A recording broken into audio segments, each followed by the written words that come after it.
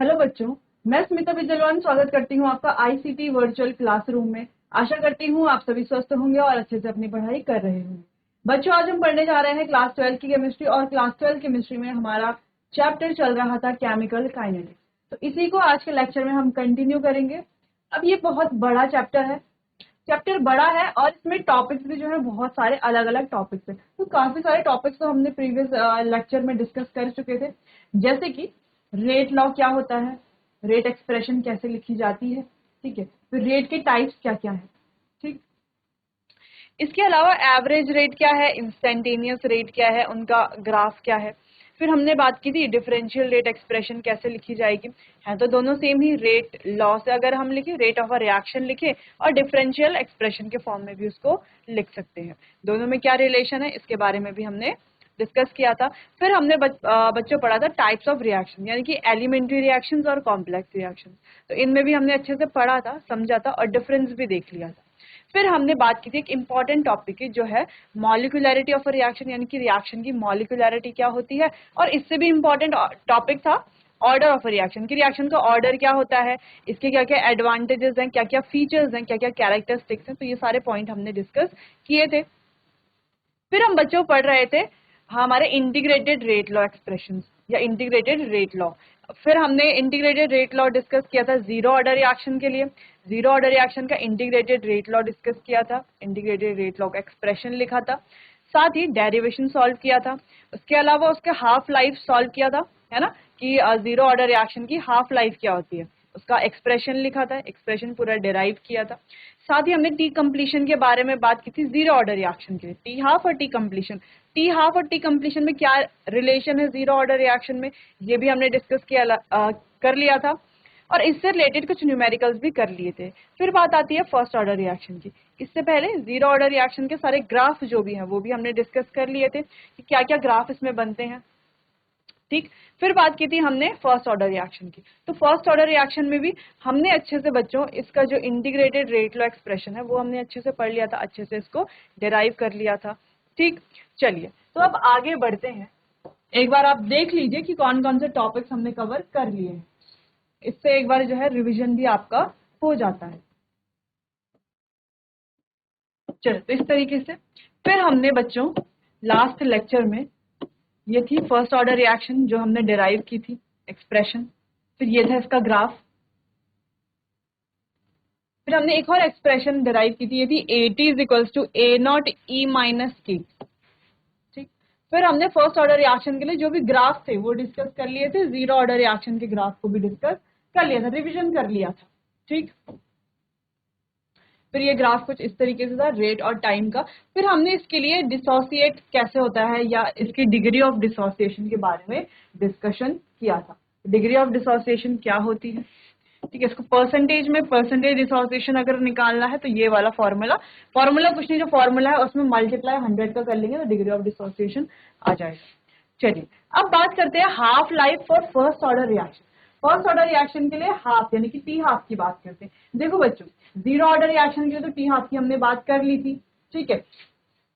चलिए, तो first order reaction के लिए टी हाफ की बात यहाँ पर करते हैं। तो फॉर्मूला हमने देख लिया था, T half is equal to 0.693/K। अभी टी, ये जो फॉर्मूला है ये तो ठीक है, लेकिन ये आया कैसे, देखो, कोई रिएक्टेंट है ए, उससे बना प्रोडक्ट।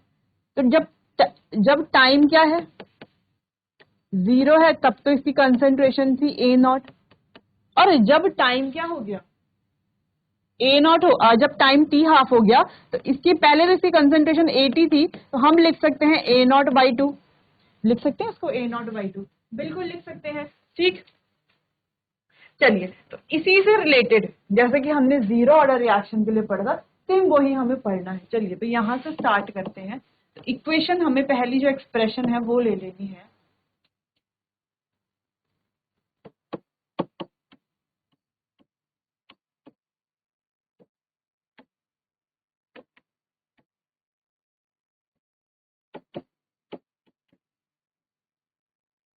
ये expression at t is equals to T half, t को क्या लेना है हमें, T half, and AT is equals to A naught by two. आधा ही तो हो जाएगा। टी हाफ का मतलब क्या है? टी हाफ का मतलब है, देखो पहले बच्चों इनिशियल कंसंट्रेशन कुछ ए नॉट थी, जब टाइम आधा हुआ तो कंसंट्रेशन भी क्या होगी, जब टी हाफ हो गया तो कंसंट्रेशन भी क्या होगा, ए नॉट बाई टू। ठीक, चल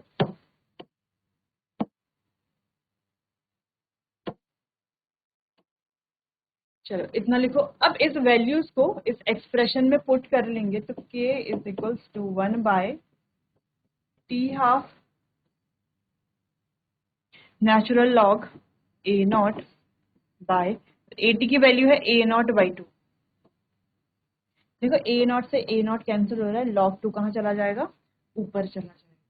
ठीक है, चलिए तो पहले आपको इतना नोट कर लेना है, आगे डिस्कस करते हैं।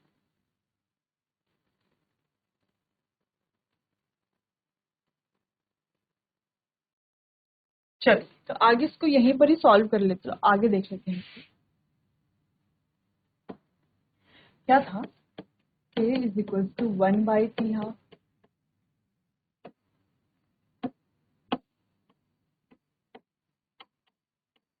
ए नॉट बाई टू, देखो ये तो ये कैंसिल हो गया, k is equal to 1 by T half,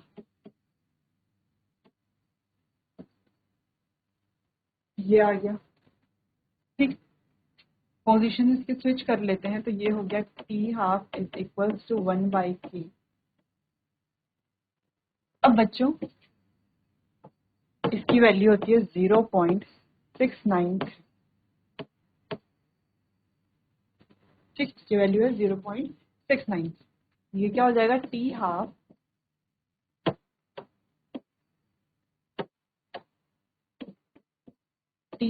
is equal to, की वैल्यू क्या हो गई 0.693 अपॉन, ये आ गया हमारा टी हाफ का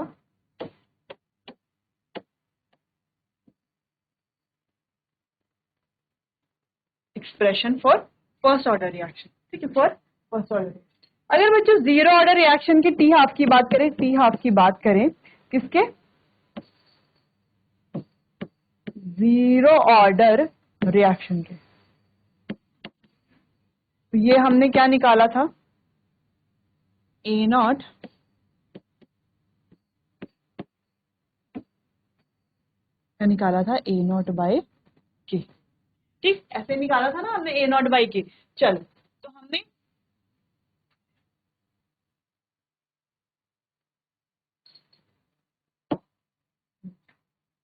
चलो तो ये हमने स्टार्टिंग में क्या लिखा था, ये फॉर्मूला लिखा था, तो इस तरीके से हमने क्या कर लिया, इसका एक्सप्रेशन ये डिराइव कर लिया है। तो इसको आपको नोट कर लेना है, साथ ही जीरो ऑर्डर रिएक्शन का टी हाफ क्या था, ये भी आपको माइंड में रखना है ताकि आपको कोई कंफ्यूजन ना हो। ठीक है, फिर इसका टी कंप्लीशन के बारे में बात करते हैं। ठीक, फिर इसका टी कंप्लीशन भी आपको ध्यान में रखना है कि इसका टी कंप्लीशन क्या था। इससे क्या होगा कि जब जब हम कोई रिएक्शन का इंटीग्रेटेड रेट लॉ पढ़ेंगे, जैसे हमने फर्स्ट ऑर्डर रिएक्शन का इंटीग्रेटेड रेट लॉ पढ़ा, तो उसमें हमने क्या किया, जीरो ऑर्डर रिएक्शन का रिवाइज कर लिया है ना, नहीं तो हम पीछे का भूल जाते हैं। ठीक है, तो बार बार लिखने से ये होगा, आपको अच्छे से याद रहेगा। चलिए तो इतना आपको नोट कर लेना है, फिर आगे कंटिन्यू करते हैं।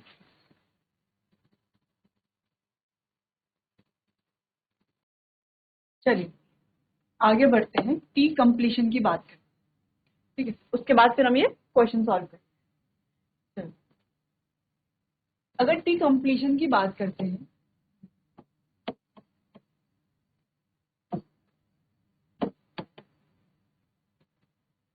कंप्लीशन की बात करते हैं यानी कि कोई रिएक्टेंट से बन रहा है कोई प्रोडक्ट।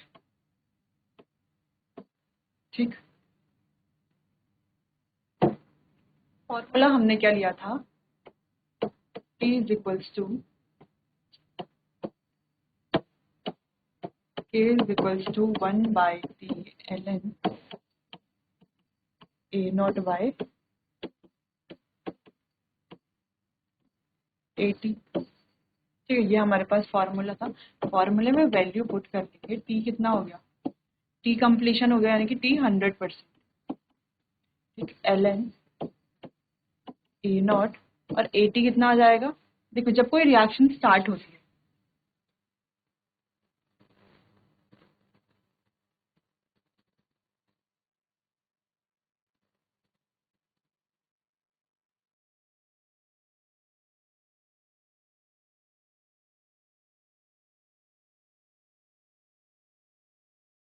रिएक्शन स्टार्ट हो रही है जब टाइम क्या है 0 है, तो इसकी इनिशियल कंसंट्रेशन क्या है A0। धीरे धीरे इसकी इनिशियल कंसंट्रेशन क्या हो जाएगी, धीरे धीरे जो कंसंट्रेशन है वो क्या हो जाएगी 0। तो हम कह सकते हैं कि यहाँ पर जो AT है वो क्या है,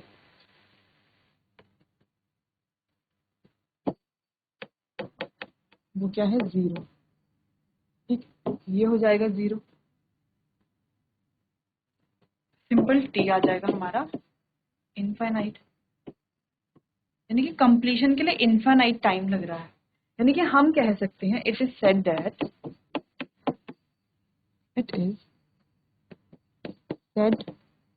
दैट फर्स्ट ऑर्डर रिएक्शन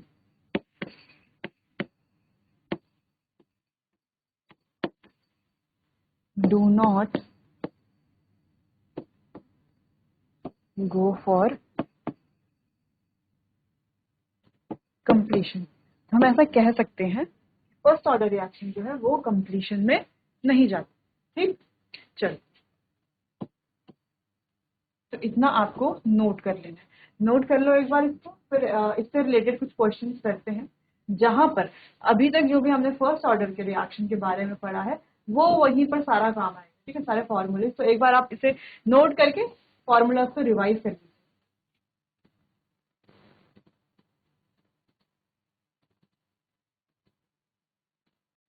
और हम ऐसे कह रहे हैं कैसे, थ्योरेटिकली।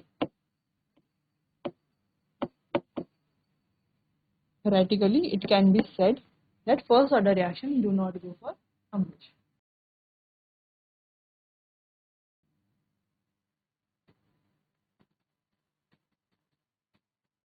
चलिए तो यूनिट की बात करते हैं फर्स्ट ऑर्डर रिएक्शन के, एक बार यूनिट की बात कर लेते हैं फिर। चलो तो यूनिट की बात करते हैं।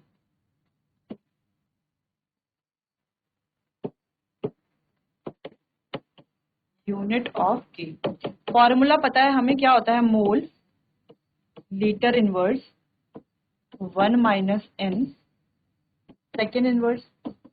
n क्या है, ऑर्डर ऑफ रिएक्शन है, फर्स्ट ऑर्डर रिएक्शन यानी कि ऑर्डर कितना होगा 1 होगा। ठीक, तो ये हो गया mole litre inverse 1 minus n यानी कि 1, 1 माइनस 1 यानी कि 0, ये हो गया सेकेंड इनवर्स। तो हम कह सकते हैं यूनिट क्या होती है, सेकेंड इनवर्स, सिंपल। ठीक है, यूनिट क्या होती है, सेकेंड इनवर्स। तो यहाँ पर फर्स्ट ऑर्डर रिएक्शन के लिए यूनिट ऑफ के क्या होती है, सेकेंड इनवर्स। ठीक है, चलो तो ये तो हो गया था एक इंपॉर्टेंट टॉपिक, ये भी एक इंपॉर्टेंट टॉपिक था। अब कभी कभी आपको क्या दे देगा, आपको क्वेश्चन में दे दिया जाएगा कि यूनिट है सेकेंड इनवर्स, क्या है यूनिट, क्या है सेकेंड इनवर्स का ऑर्डर बताओ। तो इजीली आप कर लोगे, आपको याद होगा सेकेंड इनवर्स किसकी ऑर्डर होता है, देखो 1 माइनस n की वैल्यू 1 रही होगी तभी तो 0 हुआ। ठीक, तो क्या हो गया ये सेकेंड इनवर्स। ठीक है, सिंपल। चलिए तो क्वेश्चन करते हैं, जो क्वेश्चन हमने अभी आगे देखा। चलिए बच्चों तो क्वेश्चन करते हैं। Reaction is 75% completed in 10 minutes. एक रिएक्शन है, अगर हम कहें रिएक्शन है ए से क्या बन रहा है, प्रोडक्ट। तो रिएक्शन कंप्लीट हो रही है 10 मिनट्स में, रिएक्शन क्या हो रही है, कंप्लीट हो रही है 10 मिनट्स में, कितनी 75%।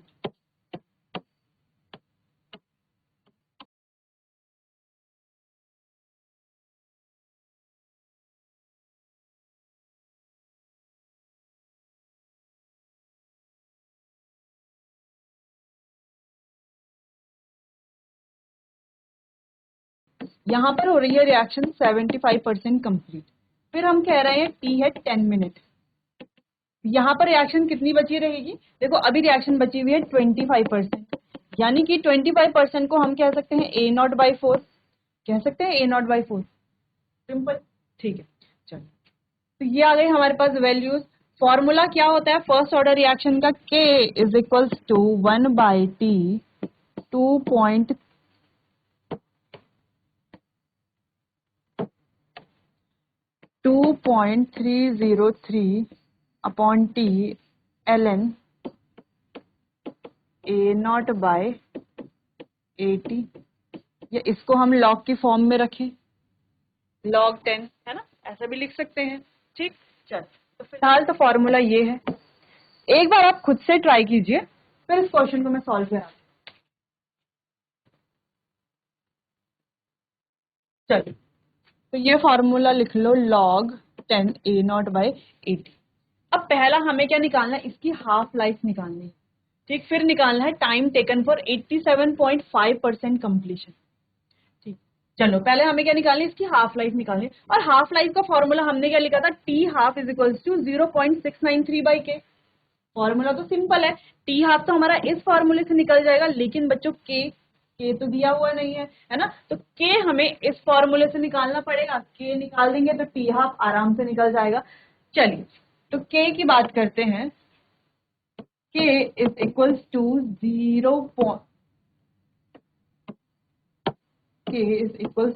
2.303 अपॉन टाइम कितना है बच्चों, 10 minutes, log base 10। A naught तो ए नॉट है, और 80 की वैल्यू क्या है, A naught by 4। A naught cancel, 4 चला जाएगा ऊपर, तो ये कुछ ऐसा हो जाएगा, K is equals to 2.303 by 10 log base 10, ये हो जाएगा यहाँ पर 4। ठीक, चलो, तो 4 को हम क्या लिख सकते हैं, 4 को क्या ऐसा लिखा जा सकता है, 2.303 बाई 10 लॉग बेस 10 2 की पावर 2, ऐसा लिखा जाता है। अब यहाँ पर रूल क्या है कि ये 2 आ जाता है पहले, k is equals to 2.303 is equals to 2 log 2 into 2 log 2। अब log 2 की वैल्यू होती है 0.3010, वैल्यूज रख देंगे, k is equals to 2.303 multiply 2 into 0.3010, या 0.3 ले सकते हैं, सिंपल वैल्यू। हम इतनी बड़ी ना लेकर के क्या ले सकते हैं, 0.3 ले सकते हैं। ठीक है, अपॉन 10 सॉल्व कर लेंगे, के की वैल्यू निकालिए और यूनिट लिखिए। चलो, तो 2 5 सॉल्व कर लेंगे, आ जाएगा 0.138। यूनिट क्या आएगी बच्चों, देखो फर्स्ट ऑर्डर रिएक्शन की यूनिट क्या होती है, सेकंड इनवर्स। यहाँ पर हमें दिया हुआ है मिनट में, तो ऑर्डर लिख लेते हैं हम, यूनिट मिनट इनवर्स, सिंपल। अब निकाल लेंगे क्या हम के हाफ, यहाँ पर लिख सकते हो कि यहाँ पर लिख सकते हो कि log 2 होता है 0.3010। ठीक है, चल सिंपल। अब निकाल सकते हैं हम टी हाफ, तो टी हाफ ही तो हमें निकालना है 0.693 upon K. T half is equals to 0.693 upon K की वैल्यू हमने निकाली 0.138। सॉल्व कर लेंगे तो ये आ जाएगा 5 मिनट्स, यानी कि रिएक्शन का हाफ लाइफ टाइम क्या होगा, 5 मिनट्स होगा। ठीक है, तो सॉल्व आप कर लेंगे खुद से। ठीक है, चलिए, तो ये तो हो गया फर्स्ट पार्ट हमारा। फर्स्ट पार्ट को नोट कीजिए, फिर सेकंड पार्ट करते हैं।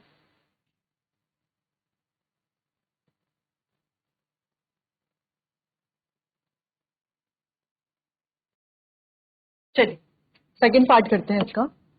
सेकंड पार्ट क्या है, टाइम टेकन फॉर 87.5% कंप्लीशन, यानी कि 87.5% कंप्लीशन के लिए कितना टाइम लगेगा रिएक्शन को। ठीक, टी हाफ के लिए हमने देख लिया कि 5 मिनट लगेंगे, 87.5% कंप्लीशन के लिए कितना टाइम लगेगा। तो देखो, रिएक्टिंग से बनेगा प्रोडक्ट, तो हमने कहा टाइम था जब 0, ए नॉट इसकी कंसेंट्रेशन ये हो गया 87.5%। अगर हम इसको ऐसे लिखे तो हम इसको लिख सकते हैं 0.875 ए नॉट। ठीक, जब फिर टाइम क्या हो गया जो हमें निकालना है, वहां पर इसकी कंसेंट्रेशन क्या हो गई थी बच्चों,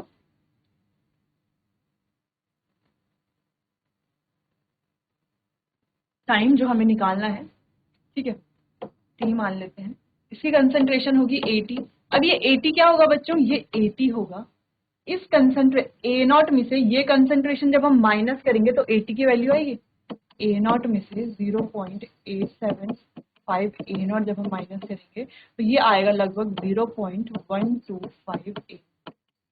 ठीक है, ये हो गया हमारे 80 की, ये जो वैल्यू है ये हो गई हमारी 80 की वैल्यू। ठीक, simple formula k is equals to 1/t into 2.303 into log base 10 A naught by 80। Values हमें सारी गिवन है। देख t ऊपर ले आते हैं, t हमें फाइंड करना है 1/k, अभी हमने निकाला था 0.138 निकाला था अभी, into 2.303 into log base 10। A not क्या है, ए नॉट तो ए नॉट ही है, और 80 कितना हो गया 0.125 ए नॉट, इतना हो गया। ठीक है, इतना नोट करो पहले। चलो इतना हो गया, सॉल्व कर लेंगे। देखो ये तो ये कैंसिल हो जाएगा, यहाँ से पॉइंट हटाएंगे, ऊपर आ जाएगा 1 2 3,000। सॉल्व कर लेंगे, ये आ जाएगा यहाँ पर 8 जा। ठीक है, तो ये आ गया T is equals to 2.303 upon 0.138 into log base 10 8 को क्या लिख सकते हैं, T इज इक्वल्स टू 2.303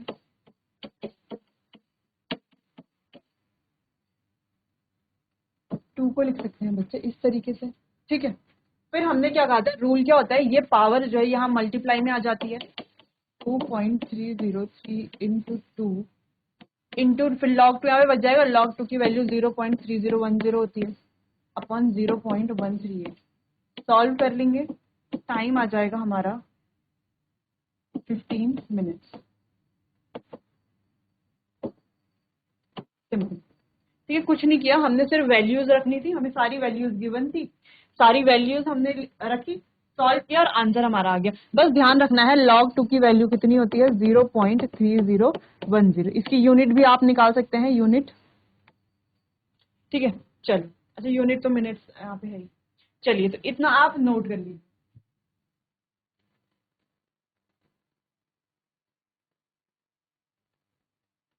चलिए बच्चों, तो आज के लिए बस इतना ही। नेक्स्ट क्वेश्चन ये है आपका होमवर्क, ये आपको घर से करके आना है। बाकी आज के लिए बस इतना ही, मिलते हैं अपने आने वाले अगले सेशन में, तब तक के लिए आपका बहुत बहुत धन्यवाद।